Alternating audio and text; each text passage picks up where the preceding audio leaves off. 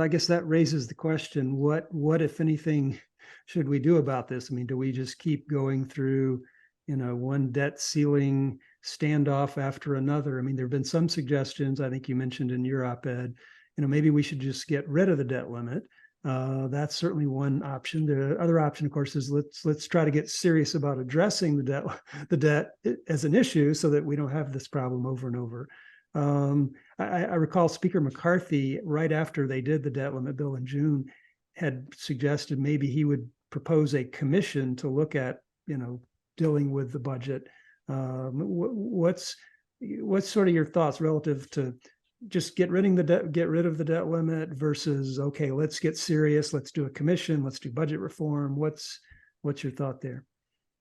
I think the truth is we should do both. On the debt limit front, the debt limit doesn't really make a whole lot of sense as a mechanism. It is set at it doesn't prevent the accumulation. It doesn't prevent the policies that lead to the accumulation of debt.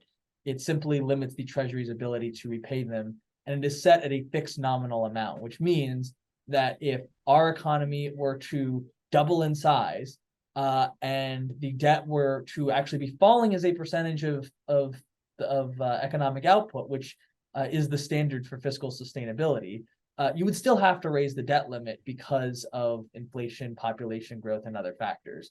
So it doesn't really make sense as a mechanism.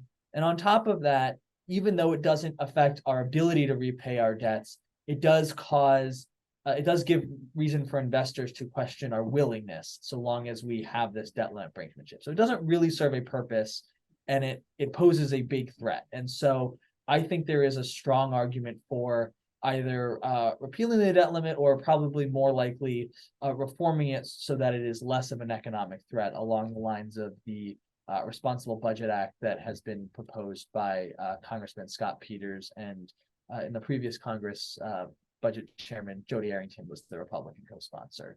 And so I think that there is a strong argument for that. On the same time, you can't just get rid of the debt limit and say, all right, problem solved, we can just move on. Because again, even though that removes the question about our willingness to repay our debts, and there isn't a big question about our ability in the near term, there is a question over the long term when we have rising debts, how we're going to be able to pay them. I mean, right now, interest payments are on track to, under current projections by the Congressional Budget Office, they're on track to exceed defense spending within the next decade, and they'll surpass Social Security as the single largest line item in the federal budget by 2050.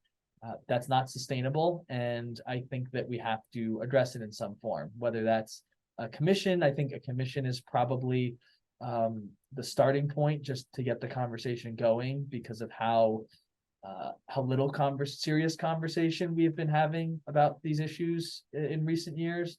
But I think it's not either or. I think we have to do both.